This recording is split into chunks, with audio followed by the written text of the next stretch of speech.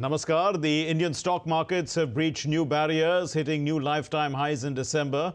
The S&P BSE Sensex hit yet another lifetime high of 70,057.83. This happened on the 11th of December.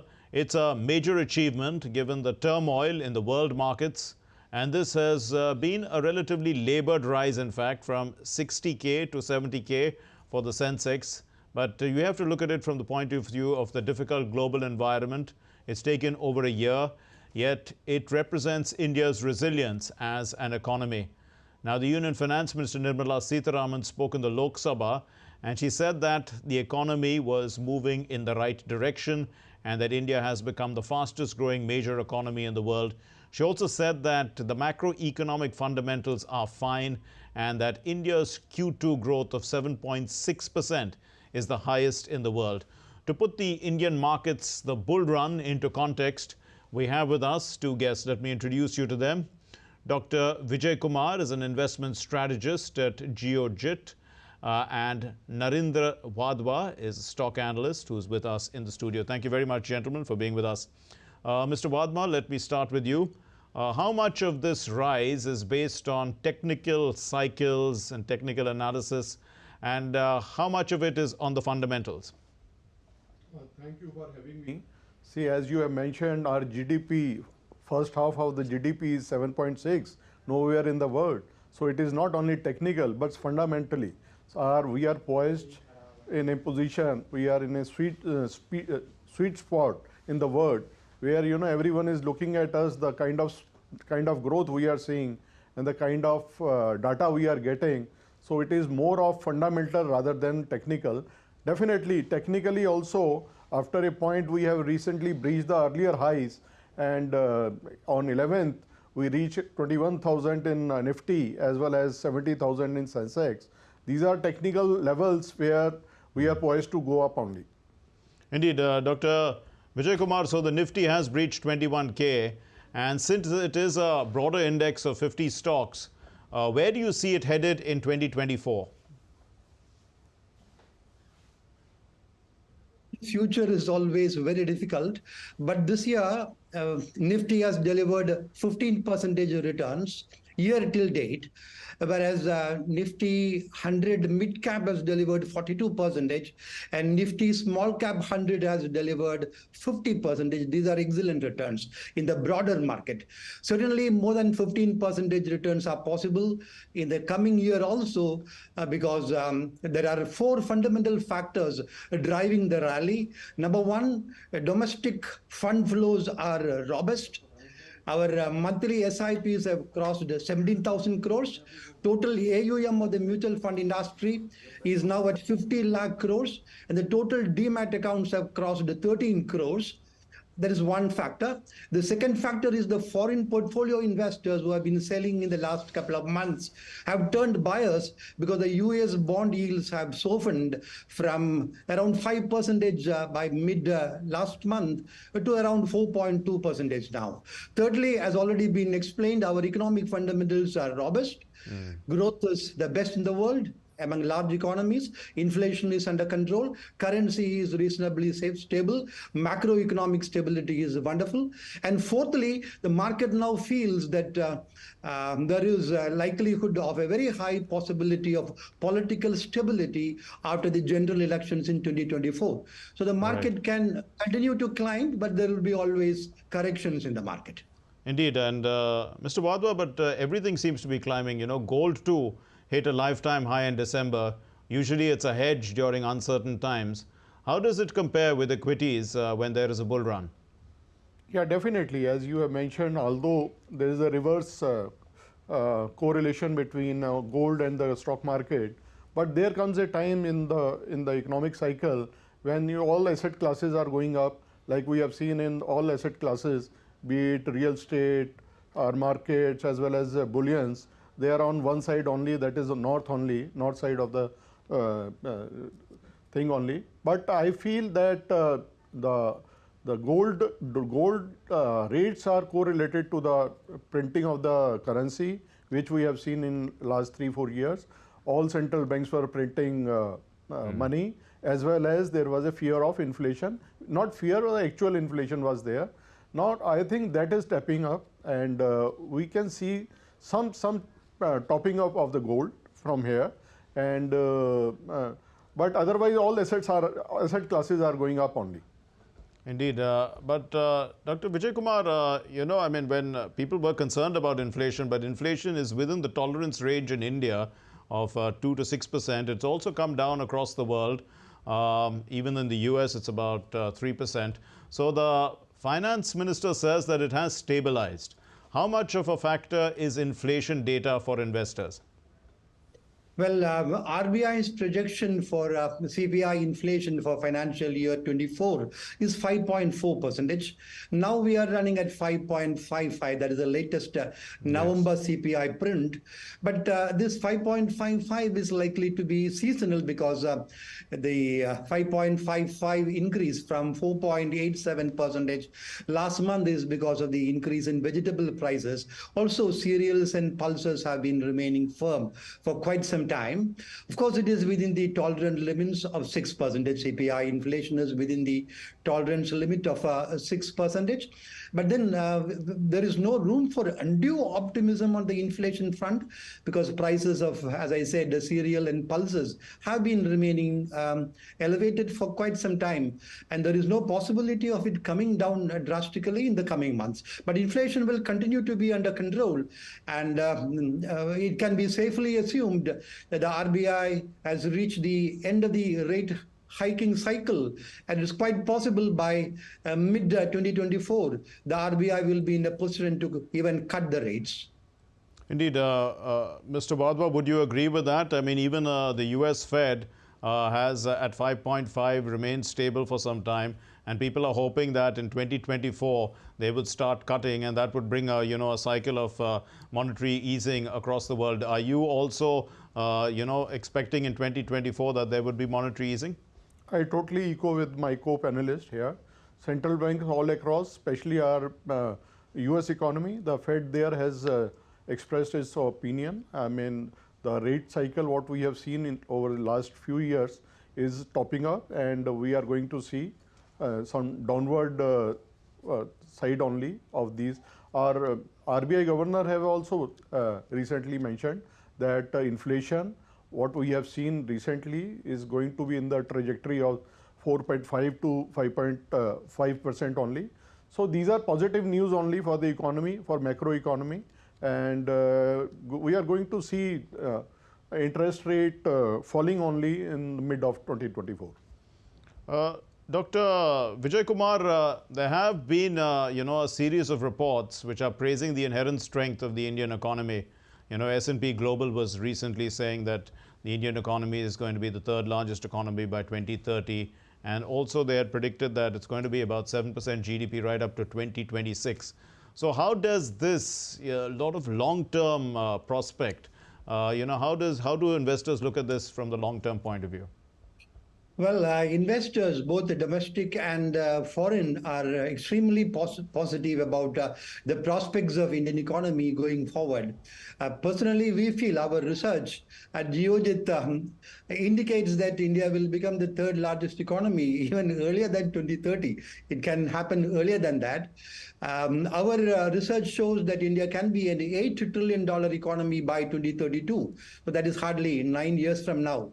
And the most important factor that has to be kept in mind is that India has been the best performing stock market in the world if you take the last 20-year period. Last 20 years, India is the best performing stock market in dollar terms. The last 10 years, it is the US, and India is the second position. But if you take the 20-year span, India is the fastest growing, best stock market in dollar terms. And that is why India's market cap to GDP also is now at 1.2 of GDP, 120% of the GDP. This reflects foreign confidence, foreign portfolio investors' confidence in the Indian economy. A very important point that I would like to share is the wealth creation. It is quite possible that when the Indian economy reaches the $8 trillion mark by 2032, India's market cap can touch $10 trillion. Now it is around just slightly north of $4 trillion. So the net addition to India's market cap in the next 9 years is going to be another $6 trillion. This will be more than the market cap that has been added to the Indian economy since independence. So this is going to be an incredible historical wealth creation opportunity for investors. And that is why India's stock market valuations are also higher when compared to other emerging markets, and even the developed markets of the world. So the high valuations reflect confidence of the investors in the Indian market. Mr. Wadhwa, would you look at it as promisingly because well, if India has just crossed about $4 trillion right now, we have Japan, which is just a little ahead of us. We have to overtake them. And then there is Germany. And then, of course, we will be the third largest economy in the world. How quickly do you think these strides can be made?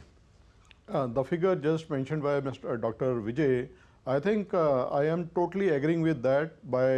I was in Gift City and I was hearing this chief economic advisor to Prime Minister, and he was mentioning these figures only. By 2030, we will be 7 trillion economy.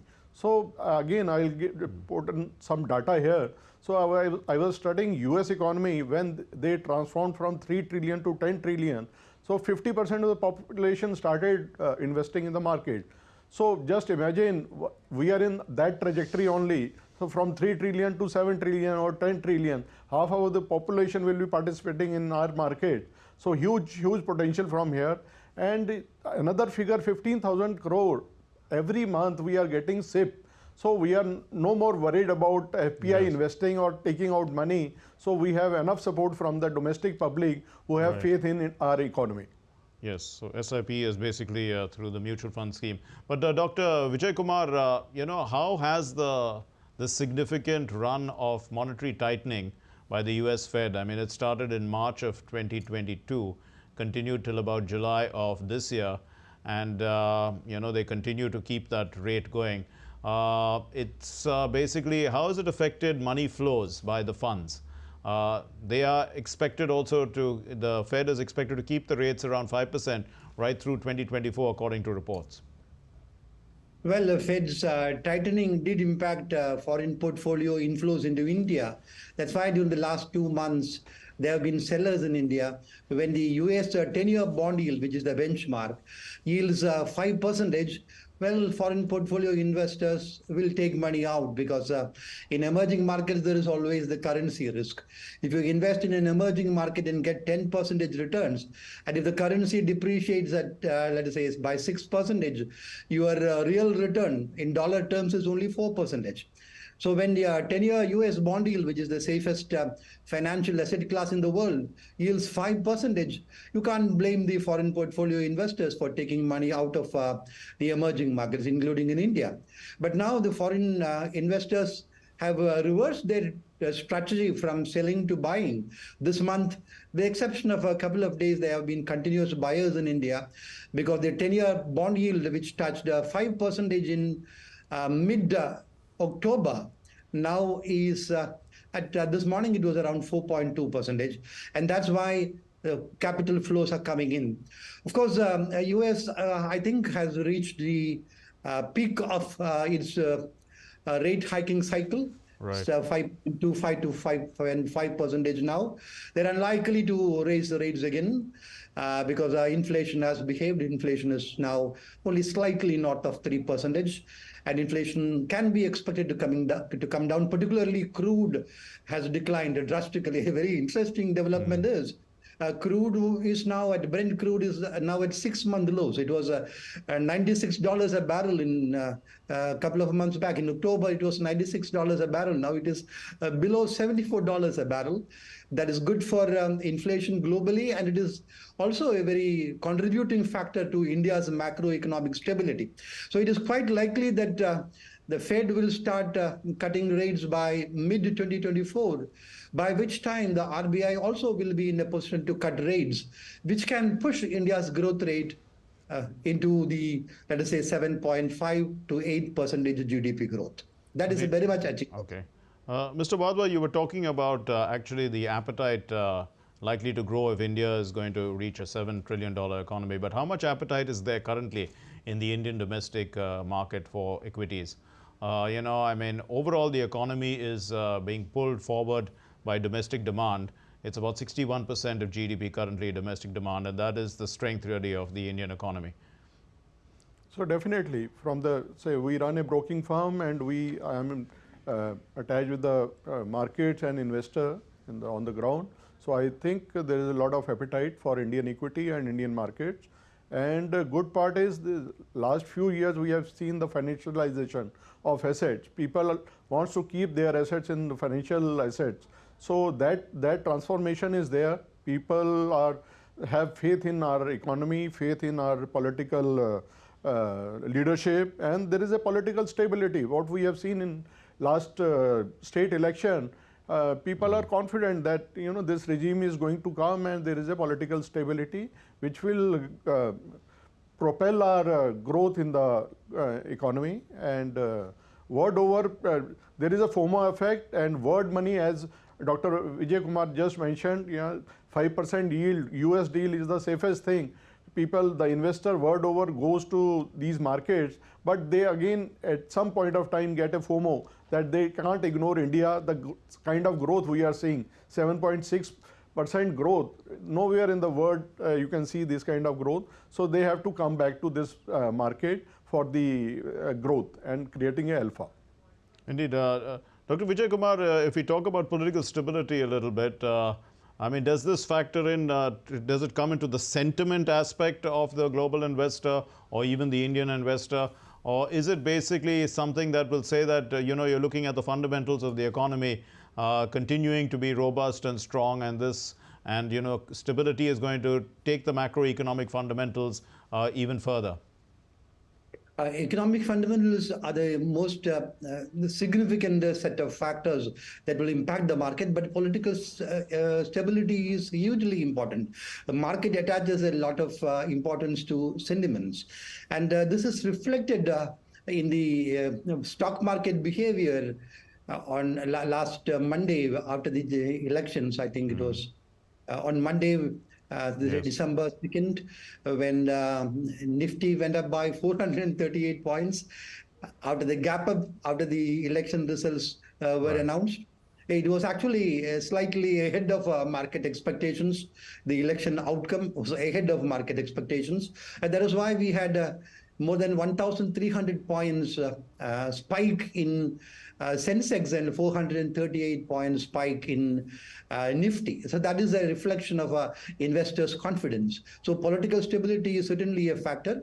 Without political stability, you cannot usher in reforms. Continuation of reforms is very, very important, particularly tough economic decisions which are not populist can be taken only by a very strong government. The finance minister has already declared that the coming budget will not be having any populist big announcements. It will be more a matter of fact kind of thing without any populist announcements. That also is a reflection of confidence of the political authorities.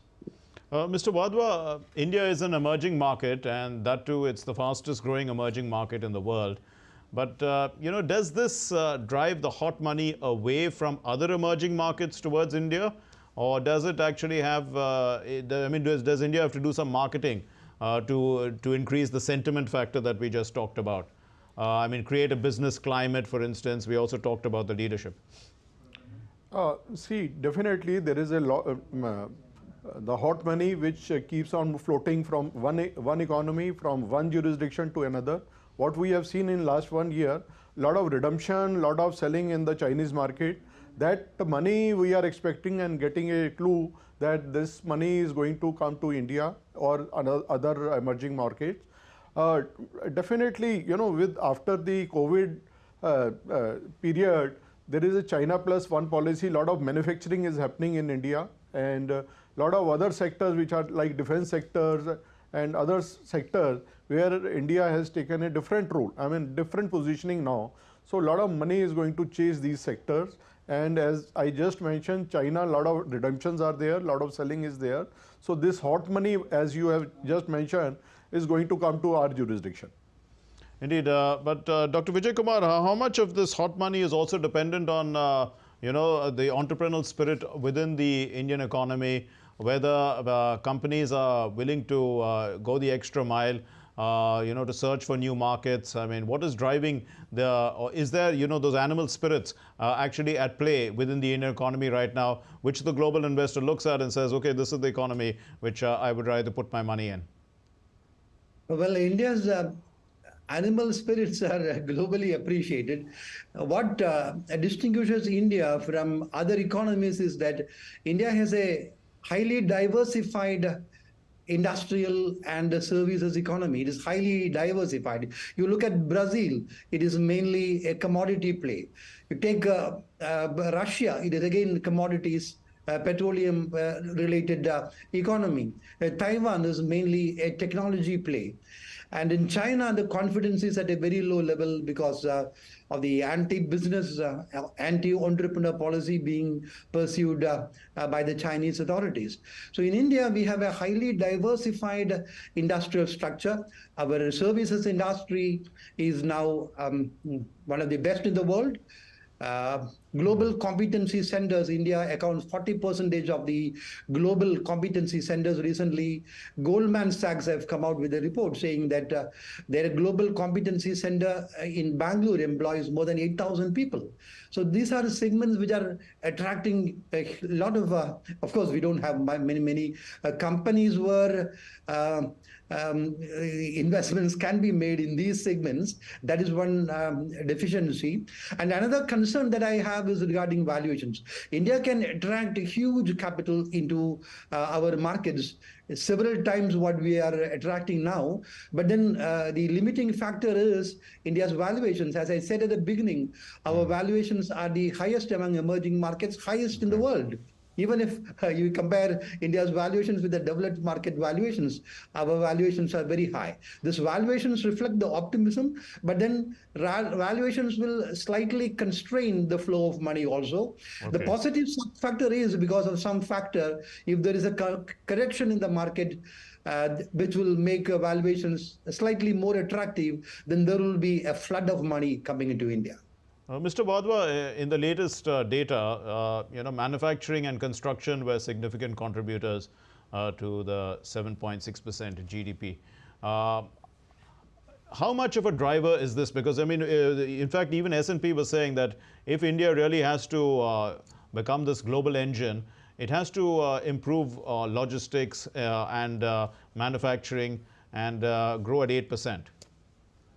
Yeah. Definitely. What we have seen in last 2 decades that we were focusing on service industry with the Make in India slogan of government and focusing on manufacturing in India. So this is going to be a game changer for our country. And as you have just mentioned, these sectors, manufacturing as well as infrastructure and logistics, is going to play a big role in our GDP. And 8% rise in this sector or growth in this sector is definitely achievable, and it is going to propel our GDP. Okay. Final question to you, Dr. Vijay Kumar. Do you see, the careful financial management, high savings rate, favorable demographic trends for people to be staying invested in Indian equity? The Sensex has gained more than 180% in the 9 years of the Modi government.